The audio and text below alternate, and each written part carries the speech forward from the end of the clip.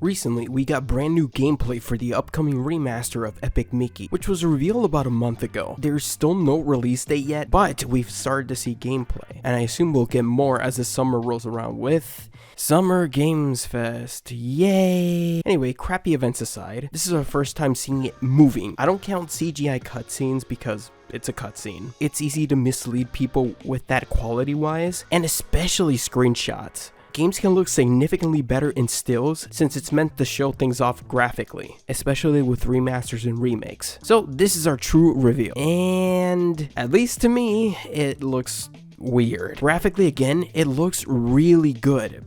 Sort of, but it's all in the movement, animations, and even graphics, sadly, in a way. They decided to showcase this for the Switch. I'm guessing to honor where the game made its official debut originally, but man, it looks so watered down. One thing the Unreal Engine is particularly not good at is textures, filtering, things like that. You can especially see it with Fortnite. While it does keep things consistent, it definitely impacts graphically. The first thing I really noticed being off was Mickey's jump. It sort of looks incomplete animation wise, or more so that it's just trying to show motion lines to emphasize movement, but then when the animation plays it out, it looks like it's missing its last keyframes, so it looks weird and it makes it look clunky and awkward.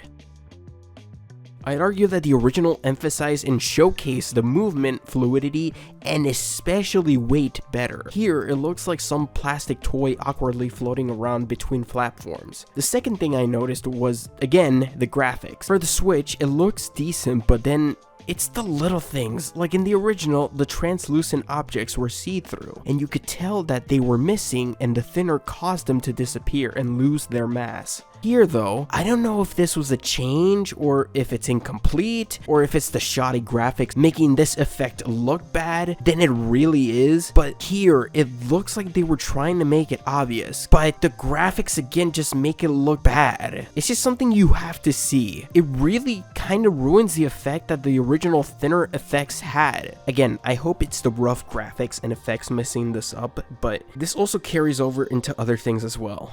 When they friendly an enemy with paint, in the original, it had a little swirl that would go up the enemy and end with a little Mickey head on top of the enemy, indicating that they were now friendly. Here, it just kind of awkwardly pops into existence without the swirl, so it's missing the charm and effect. Oddly, another miss is the missing sound effects for certain things.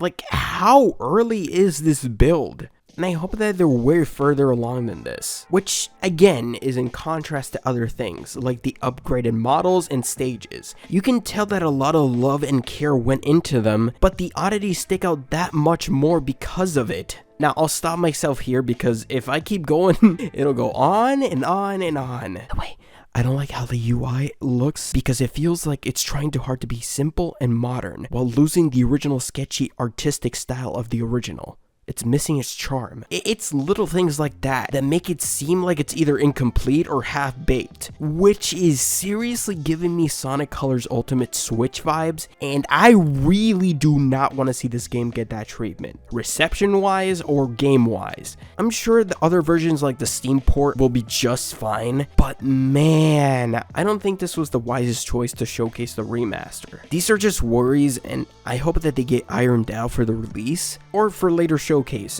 but that seed of doubt is very strong right now, and I don't know if I can shake it off.